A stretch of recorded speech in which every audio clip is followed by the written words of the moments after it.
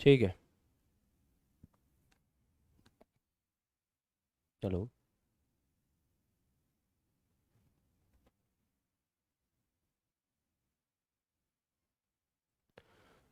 Okay. Hello student, स्वागत है आप सभी का आशीष सिंह लेक्चर्स के इस लेटेस्ट लाइव स्ट्रीम में। तो कल आपका यूपी बोर्ड का एग्जाम्स स्टार्ट हैं और पहला पेपर है आपका हिंदी का।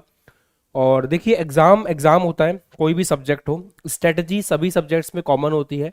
और आज वही कॉमन स्ट्रेटजी हम डिस्कस करने आए हैं इस सेशन में, जहां पे मैं आपको टू द पॉइंट ट्रिक्स बताऊंगा कि एग्जाम में जो भी बच्चा 100 में से 100 को टारगेट करता है उसको किन किन बातों का ध्यान रखना चाहिए। और खासकर हम बात करेंगे कि हिंदी जैसे सब्जेक्ट में भी आपकी अप्रोच जो है वो कल के पेपर में क्या होनी चाहिए। तो सभी का बहुत बहुत स्वागत है। फटाफट से आप लोग जो है कनेक्ट हो जाइए so that we can start the session. और जल्दी से कमेंट करके बता दीजिए कि ऑडियो वीडियो सब कुछ क्लियर है या नहीं है। देखो, जब भी हम बात करते हैं किसी सब्जेक्ट की, तो हर सब्जेक्ट में स्कोर करने के लिए बहुत से मल्टीपल फैक्टर्स होते हैं। और आज उन सभी मल्टीपल फैक्टर्स के ऊपर जो है हम लोग बात करेंगे।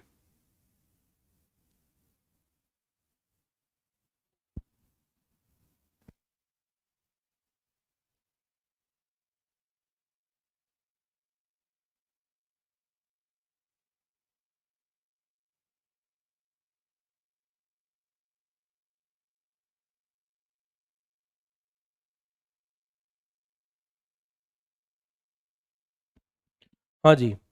तो इन्हीं सब स्टडीज पे बात करेंगे बहुत डिटेल में। आप सभी लोग फटाफट से ऑडियो वीडियो का बता दीजिए, फिर हम लोग क्लास स्टार्ट करते हैं। देखो भाई साहब, कहानी क्या है उसको समझिए पहले।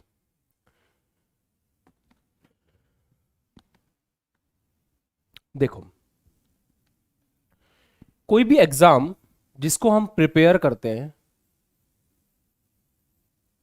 एक एक बात आज मैं आपको बहुत नपा तोल के बताऊंगा, नाप तोल के बोलूंगा। आज मैं जो भी चीजें आपके सामने रखूंगा और अपने एक्सपीरियंस से रखूंगा, इसलिए सुनना ध्यान से सभी बच्चे। देखो, बात यह है कि जब हम किसी भी एग्जाम को प्रिपेयर करते हैं, किसी भी एग्जाम की प्रिपरेशन स्टार्ट करते हैं, तो सबसे इंपॉर्टेंट चीज ये होती है कि हमारे को सिलेबस पे फोकस करना होता है कि हमने हमारा कितना सिलेबस कंप्लीट कर रखा है। उसके लिए हम पूरे साल पढ़ाई करते हैं, है ना। और पूरे साल पढ़ने के बाद हमारा सिलेबस जाकर के कंप्लीट होता है। एग्जाम के पहले हम लोग जो है हमारे अपने आप को जो है एक बार सब कुछ पढ़ करके रेडी रख लेते हैं, ताकि जब एग्जाम हो तो हमारे पास पूरा कंटेंट पढ़ा हुआ हो और जब उसमें सवाल पूछे जाए तो हम उसका आंसर दे सकें। अब आगे बात करते हैं। जब सिलेबस कंप्लीट हो जाता है, जो आपका ऑलरेडी हो चुका होगा, हिंदी की बात कर रहा हूं मैं आपकी, ऑलरेडी हो चुका होगा, तो अब कल के एग्जाम में सिलेबस इंपॉर्टेंट नहीं है, कल के एग्जाम में रिवीजन इंपॉर्टेंट है। तो सबसे पहली बात तो मैं आपको ये कहूंगा कि अब एक रात आपके पास बची है, तो अगर कुछ नया आपको पढ़ने की इच्छा है तो उससे पहले ये मेक श्योर कर लेना कि आपने रिवीजन अच्छे से कर लिया हो जो कुछ भी आपने पढ़ रखा है। नई चीज पढ़ना तब शुरू करना जब पुरानी चीजें अच्छे से आती हों। अगर पुरानी चीजों का रिवीजन नहीं हो रखा है और आप नई चीज पढ़ने जाओगे तो वहां पे दो तरह के नुकसान झेलोगे।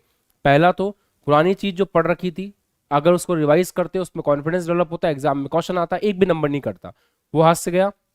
नई चीज पढ़ने लगे, अगर नई चीज में कोई दिक्कत आई तो कॉन्फिडेंस की धज्जियां वहां पर भी उड़ेंगी। तो मैं आपको यही रिक्वेस्ट करूंगा कि अगर आपका सिलेबस ठीक ठाक लेवल पे हो चुका है तो आपको नई चीज करने की जगह आपका टारगेट ये होना चाहिए कि आप जो है पुरानी चीज को अच्छे से रिवाइज करके चलो। दूसरी बात, रिवीजन हो गया आपका। एक चीज हम ये करते हैं कि एग्जाम, पहला एग्जाम है, हमें उसको बहुत अच्छे से करना है।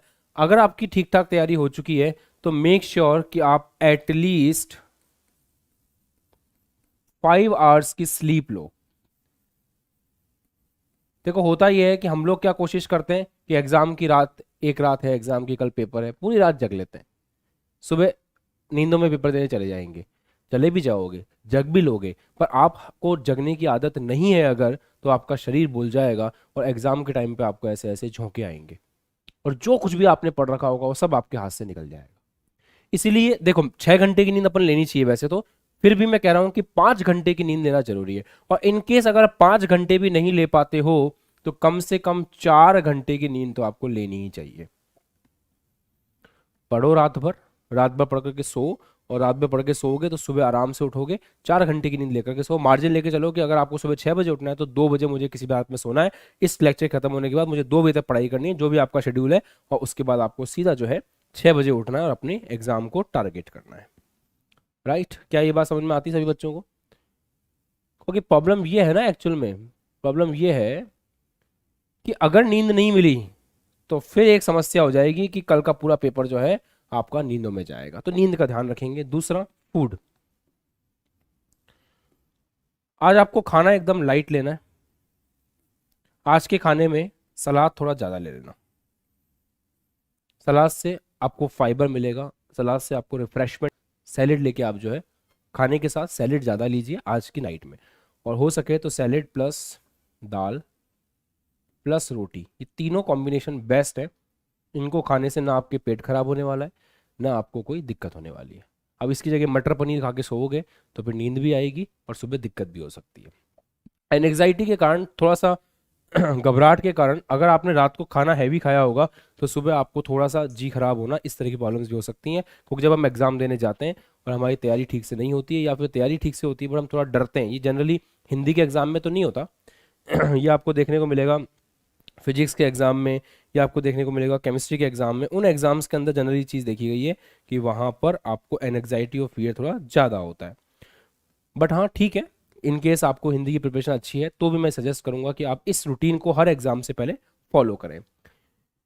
एक और बात मैं आपको कहना चाहूँगा कि मॉर्निंग में किसी भी हालत में डोंट स्किप ब्रेकफास्ट। कुछ भी हो जाए, कुछ भी हो जाए, ब्रेकफास्ट स्किप नहीं करना है। अगर आप ब्रेकफास्ट में जो कुछ भी आपको पसंद है, जो कुछ भी आप डेली यूज करते हैं, जो भी आप खाते हैं वो आप खा सकते हैं, बट ब्रेकफास्ट आपको स्किप नहीं करना है। क्योंकि ब्रेकफास्ट स्किप करने से बहुत बड़ी दिक्कत का सामना करना पड़ता है। और वो दिक्कत ये होती है कि जब हम मॉर्निंग में एग्जाम दे रहे होते हैं तो रात भर की थकान, दिमाग ऑलरेडी स्ट्रेस में है, न्यूट्रिशंस की कमी है, माइंड ढंग से काम नहीं करता, और ऐसे केस में सोचने में, समझने में, क्वेश्चन करने में बहुत ज़्यादा दिक्कत होती है। तो यही रिक्वेस्ट रहेगी मेरी आपसे कि आप सभी बच्चे जो है इस बात का विशेष ध्यान रखें कि आपकी नींद जो है वो पूरी हो, आपका रिवीजन का समय बचा रहे, आपके पास खाना एकदम लाइट आप लें। मॉर्निंग में आप स्किप ब्रेकफास्ट किसी भी हालत में ना करें, आपको ब्रेकफास्ट स्किप नहीं करना है, खा के जाना है। ये सब चीज़ें हो गई जो आपने कर लिया अपने फिजिकल लेवल के ऊपर। ये आपका रूटीन होना चाहिए एग्जाम के एक दिन पहले का, इन सब का। ये एक जनरल सलाह थी जो मैंने आप सभी बच्चों को दी। अब अपार्ट फ्रॉम दिस आगे हम बात करते हैं कि एग्जाम के समय किन बातों का ध्यान रखना चाहिए। देखो, बहुत बड़ी टिप देने जा रहा हूं मैं आपको, मास्टर टिप। ये लाइफ की सबसे बड़ी टिप है, और जो बच्चा इस टिप को समझ लेता है ना, वो टॉपर बनता है। टॉपर की सोच क्या होती है मैं आपको बताता हूं।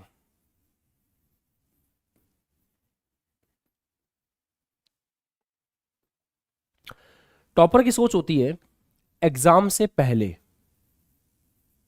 या एग्जाम से एक दिन पहले, टॉपर की सोच होती है मुझे कुछ नहीं आता,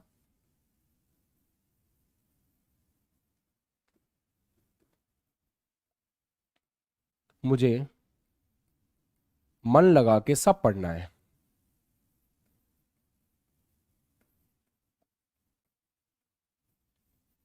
सब पढ़ना है, रिवाइज करना है। टॉपर जितने भी होते हैं ना, उनके साथ एक चीज कॉमन है कि वो एग्जाम के एक दिन पहले तक ये मान के चलते हैं कि मुझे कुछ नहीं आता, मैंने साल भर जो कुछ भी पढ़ा है मुझे याद ही नहीं है, मुझे रिवाइज करना पड़ेगा। तो वो किसी भी हालत में सारे चैप्टर्स को फटाफट फटाफट गो थ्रू करते हैं और हर एक चीज रिवाइज करके ही एग्जाम में जाते हैं। तो एग्जाम के एक दिन पहले सोच होनी चाहिए कि मुझे कुछ भी नहीं आता, मुझे हर एक चीज को जो है पढ़ना है, हर एक चीज को रिवाइज करना है, बिना रिवाइज करे मुझे एग्जाम में नहीं जाना है। और जब टॉपर एग्जामिनेशन हॉल में पहुंचता है ड्यूरिंग एग्जाम के समय, जब हम एग्जाम के समय होते हैं, मतलब हम एग्जाम के हॉल में बैठे होते हैं या फिर हम एग्जाम देने के लिए रूम के अंदर जा रहे होते हैं, उस समय एक टॉपर की सोच होती है, भले ही उसको कितना आता है उससे उसको कोई मतलब नहीं है, वो ये सोच करके पेपर देने जाता है कि मुझसे अच्छा किसी को नहीं आता।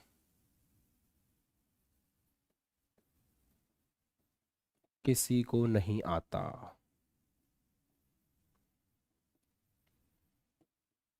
इस थॉट प्रोसेस के साथ में एक टॉपर जो है एग्जाम देने जाता है।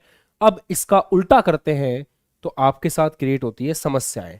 एग्जाम की एक दिन पहले तक हमारा ओवर कॉन्फिडेंस पता नहीं किस लेवल पे होता है, अरे भाई वहां से इंपॉर्टेंट क्वेश्चन मिल गए, वहां से गेस्ट पेपर मिल गए, अरे भाई मैंने तो बहुत जल्दी जल्दी रिवीजन कर लिया, मुझे सब आता है।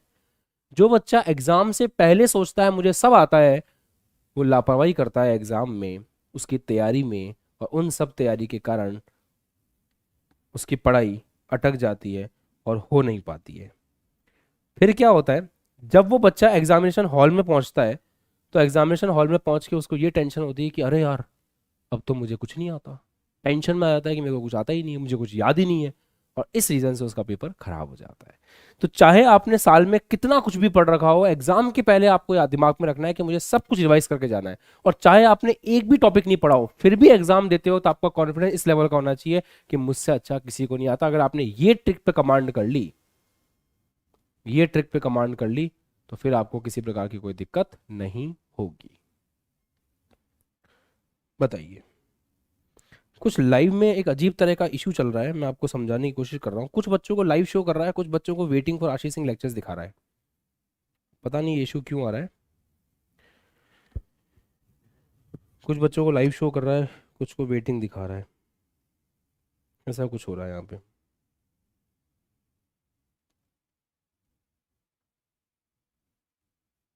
ये कुछ स्ट्रीम में प्रॉब्लम है आई थिंक।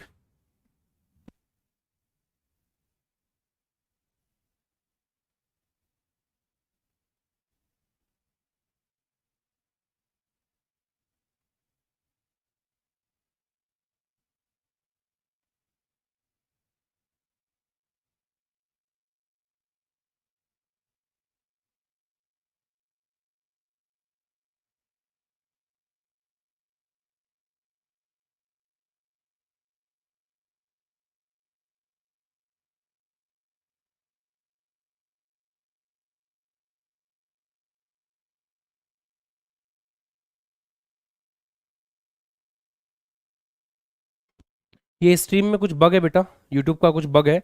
और उस बग के कारण क्या हो रहा है कि कभी किसी के फ़ोन में चल रहा है, किसी के फ़ोन में नहीं चल रहा है। तो ये थोड़ी प्रॉब्लम यूट्यूब की है।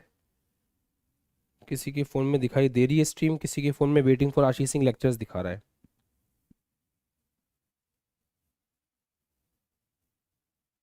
ये यूट्यूब का कोई बग है।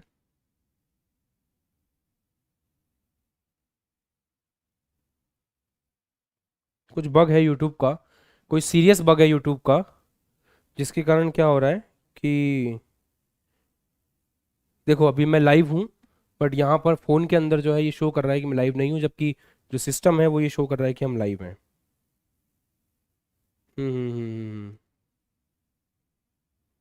तो ये कुछ यूट्यूब का ही प्रॉब्लम है, यूट्यूब का ही सर्वर इशू है। चलिए छोड़िए, जो भी बच्चे हमें सुन पा रहे हैं हम उनके लिए करते हैं, बाद में उम्मीद करता हूँ कि यूट्यूब इसको अपलोड तो कर ही देगा और आप लोगों तक मैसेज पहुंच जाएगा। तो एग्जामिनेशन हॉल में आपको ये सोचना है कि आप वो हो जिसको सब कुछ आता है, और एग्जाम के एक दिन पहले आपको ये सोचना है कि मुझे कुछ नहीं आता, मुझे सब कुछ पढ़ना है, और उस सब कुछ पढ़ने की लगन से आपको मेहनत करते रहनी है और एक एक सेकंड अपना बर्बाद किए बिना पढ़ाई करनी है। यहां तक समझ में आ गया? क्लियर? आगे बढ़ते हैं।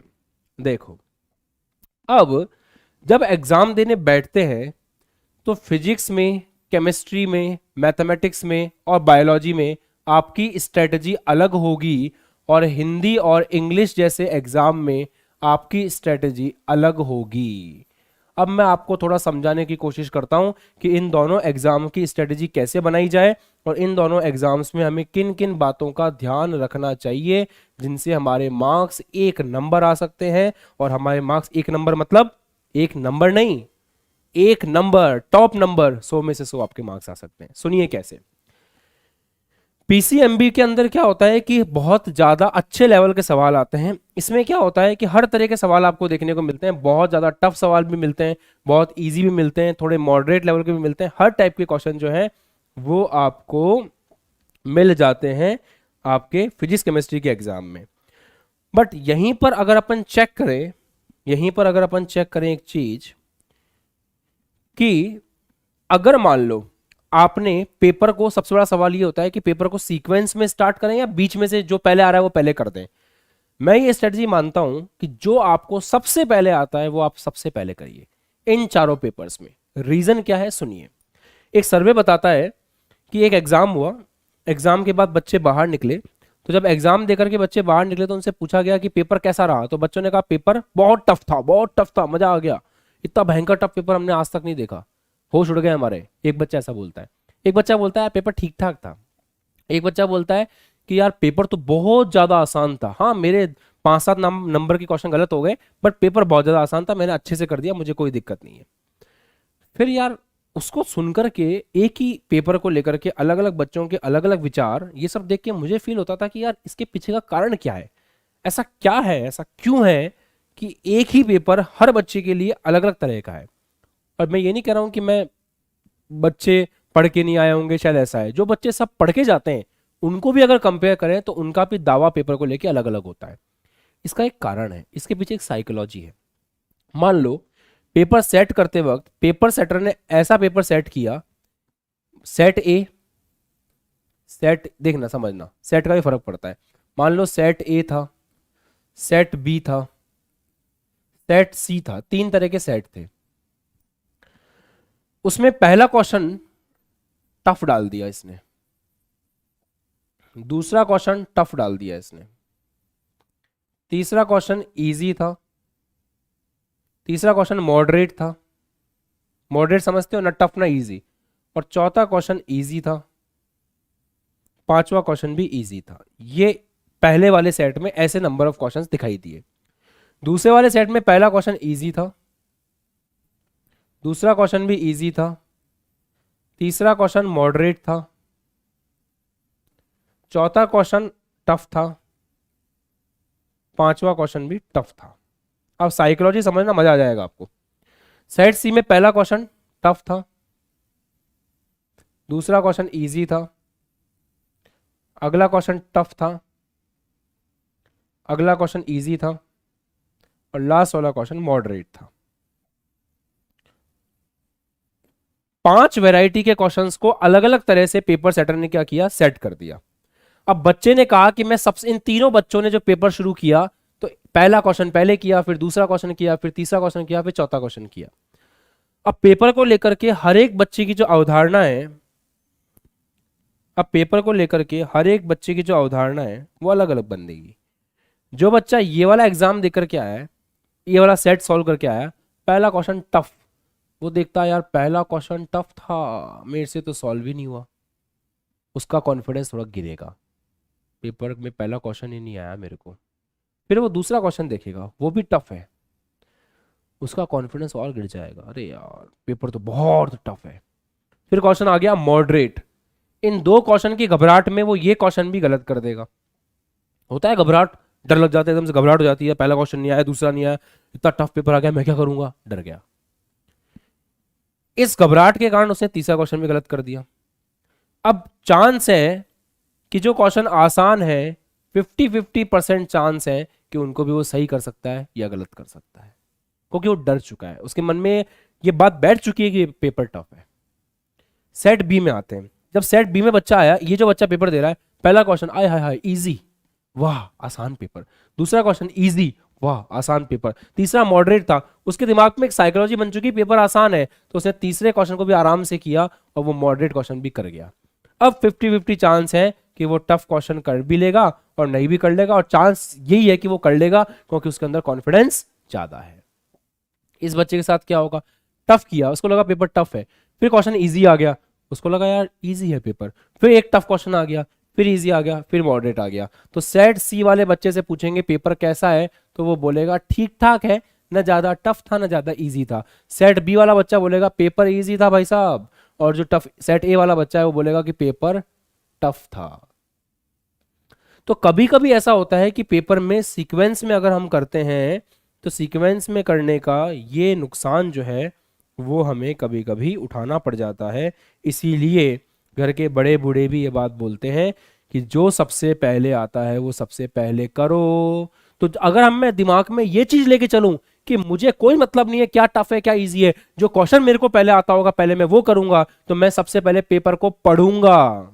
इसलिए कहते हैं कि सबसे पहले पेपर को शांति से पढ़ो,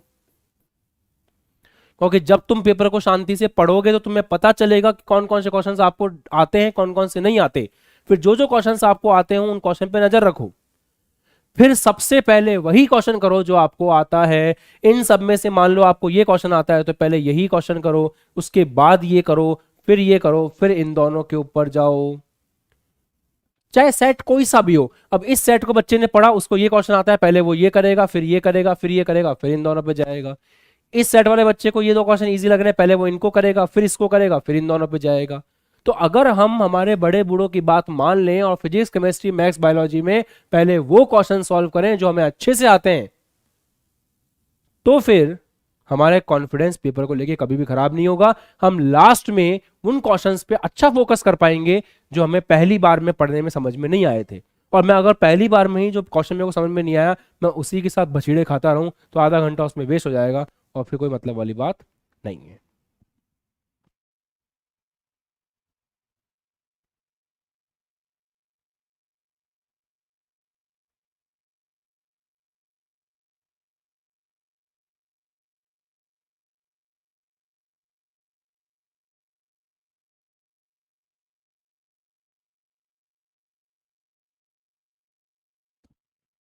हाँ बेटा समझ आई बात। तो इस स्ट्रेटेजी को आपको फॉलो करना है और आपको जो क्वेश्चन पहले आता है आपको पहले वही करना है। अब हिंदी के एग्जाम में मैं ज़्यादा कुछ तो नहीं बोलूंगा, बस मैं आपको एक ही सबसे बड़ी बात बताना चाहता हूँ। मेरे पास कुछ है आपको दिखाने के लिए, जो टॉपर्स हैं मेरे पास उनकी कॉपी है आपको दिखाने के लिए।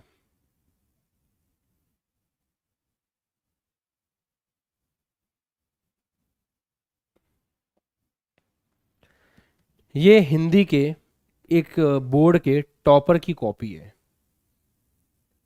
इस कॉपी को ध्यान से देखोगे आपको समझ में आ जाएगा कल के पेपर में क्या करना है।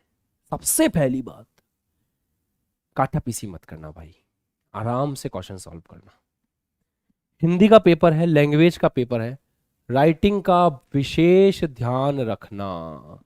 बिना राइटिंग के आपको नंबर मिलेंगे ऐसा मत सोचना। लैंग्वेज के पेपर में राइटिंग का बहुत ज़्यादा मैटर होता है, बिना अच्छी राइटिंग के आपको चीज़ें नहीं मिलती है। इस बच्चे को ध्यान से देखो, इस बच्चे ने क्या क्या किया है, कौन से खंड का प्रश्न कर रहा है, कौन सा उत्तर लिख रहा है। इस बच्चे ने भी, ये बच्चा टॉपर है, 100 में से 100 नंबर लेके आया। ये कॉपी है 100 में से 100 नंबर लाने वाले बच्चे की। क्या किया है इसने, खंड ग पहले किया है, स्टार्टिंग से नहीं कर रहा, सीक्वेंस में जो मन में आ रहा है वो पहले कर रहा है, जो क्वेश्चन इसको अच्छे से आता है वो पहले कर रहा है। बट ये ढंग से मेंशन कर रहा है कि खंड ग उत्तर 8 और उसका भी क सेक्शन ये सॉल्व कर रहा है। फिर उसका ख सेक्शन अलग से इसने लिखा एक लाइन छोड़ करके, फिर ग सेक्शन, फिर घ सेक्शन। कोई लाइन वाइन नहीं खींची, बट काम इतना सुंदर सा से और सफाई से किया है, दूरी बना करके किया है कि पढ़ने वाले को, कॉपी चेक करने वाले को दिमाग में साफ बैठ जाएगा खंड ग की बात हो रही है भैया, मतलब खंड ग का बच्चा क्वेश्चन सॉल्व कर रहा है। फिर साफ साफ लिखा है 8वां उत्तर लिख रहा हूं, तो टीचर को ऊपर ही दिख गया खंड ग का 8वां क्वेश्चन कर रहे हैं भाई साहब। फिर देखो आप उसके सब पार्ट्स को कितना अच्छे से इस बच्चे ने सॉल्व कर रखा है। उसके बाद उत्तर नंबर 9 कर रहा है खंड ग का ही, उसमें भी क ख ग घ अच्छे से करके कर रहा है।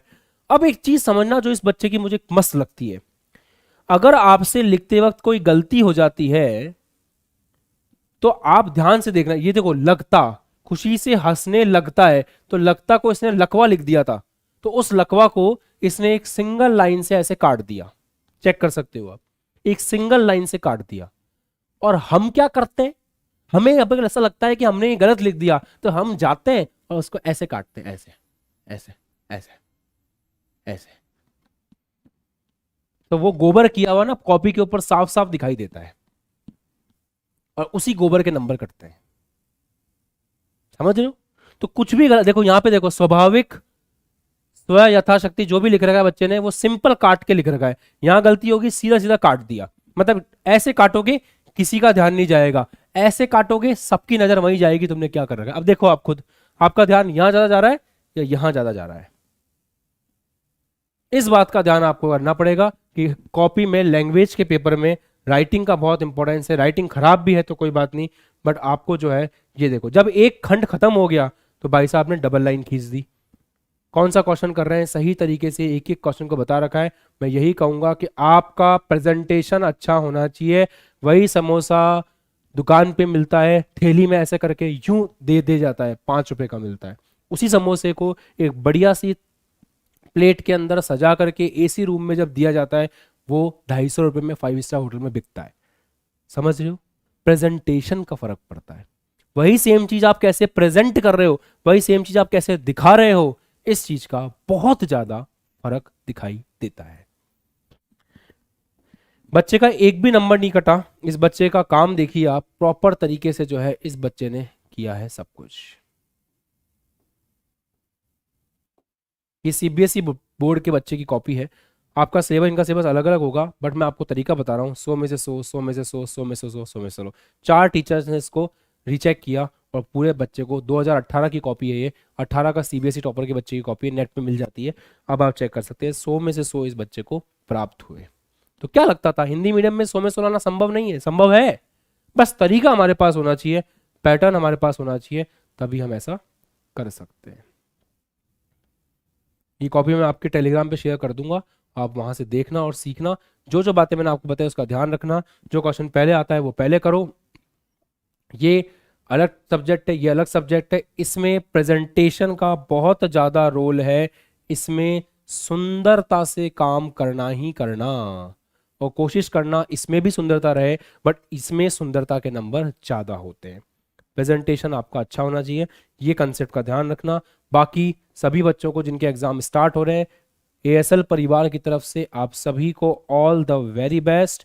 आप अच्छा करें, यही हमारी दुआएं हैं। और बाकी मैं इसी तरह के टिप्स एंड ट्रिक्स आपके लिए लेकर के आता रहूंगा। बाय, जय हिंद, टेक केयर, ध्यान रखो, खुश रहो, मस्त रहो, पढ़ाई करते रहो। जय हिंद।